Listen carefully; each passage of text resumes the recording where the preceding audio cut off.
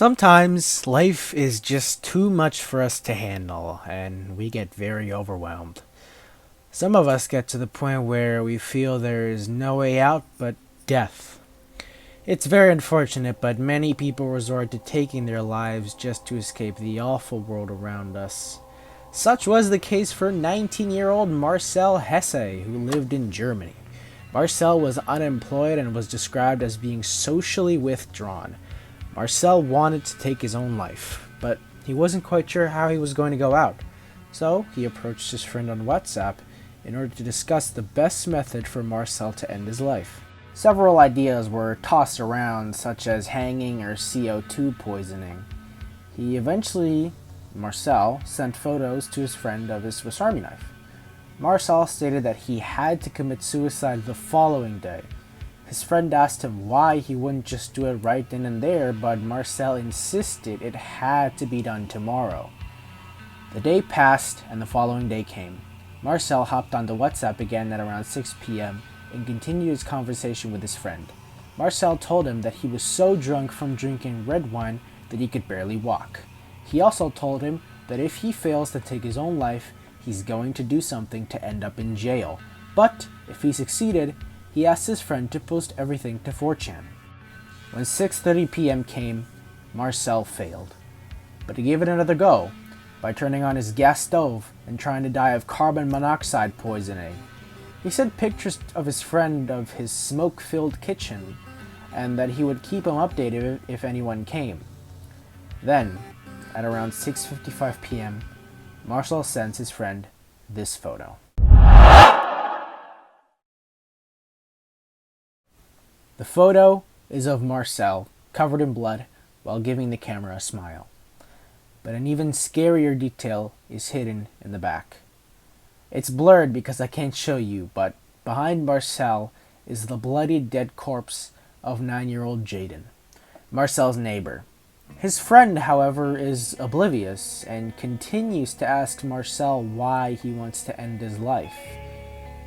Marcel sent voice notes explaining he felt his life had no purpose and he didn't see himself succeeding. Marcel had also tried applying for the army, but he was denied. He also claimed his addiction to gambling and video games made him this way. He later sends videos of himself mutilating the young boy's genitals, along with some audio files explaining how he had failed his suicide attempt, and he stuck true to what he said earlier. He also stated how the young boy's intestines felt strange, and how easy it was to kill him. He continues on to say how he hoped he could somehow get a hold of a girl, rape her, and then kill her. He then sends another picture of Jaden's sliced open back. Once Marcel sent a photo of himself rinsing off his knife, his friend finally realized what had happened. In a panic, his friend took to 4chan to ask for advice on what to do. At this point, Marcel left the house in a rush, texting his friend to watch the news tomorrow.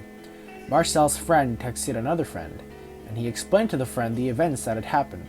The other friend demanded he call the police right away. Later on, Jaden's brothers told their father that Jaden had gone to Marcel's house to help him keep a ladder steady. Jaden's father immediately went to Marcel's house, but Marcel would not answer the door, so Jaden's father broke the door open and walked inside. When he reached the basement, he found the body of his son, stab marks covering his body. Despite his attempts to revive his son, it was no use, stating that blood simply poured from all of the wounds Marcel had created on his body. Jaden was gone. At that very moment, police arrived at Marcel's home and found Jaden's father and Jaden's body. The police initially assumed Jaden's father was responsible for the murder, but the father quickly explained the situation, and the police realized Marcel was the one who had done it. Meanwhile, Marcel arrived at his friend Christopher's house to crash in the meantime. Christopher agreed, and the two bonded over video games and food. However, as time passed, Christopher saw Marcel's face on the news and became furious.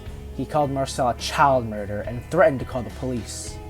Not the best choice of words, however, as Marcel pounced and stabbed Christopher 68 times, killing him. And like usual, he posted the pictures of the fresh murder to 4chan. He also said how he had killed a woman and was waiting for the daughter to come home so he could rape her, to which he followed up by saying he would escape on a train. This was actually part of Marcel's plan to distract the police and turn the attention on said woman, which did happen. He then posted photos of Christopher with a piece of pizza and a piece of paper next to his dead head. Marcel would then stay at Christopher's house for a few days, but soon left. Later on, Marcel said he would provide proof that he was the killer. On a Thursday night at 8 p.m., Marcel left Christopher's house and set the house on fire and made his way down the street, until he found himself in a bar and grill, carrying with him a bag of onions and an umbrella. Inside the bar, he went around proclaiming to strangers that he was a wanted man and they should call the police on him. However, they denied his request and told him that he should be the one to turn himself in.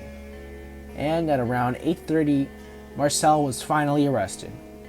Whilst in prison, Marcel's sister visited him and asked him if he regretted what he had done, to which he responded no.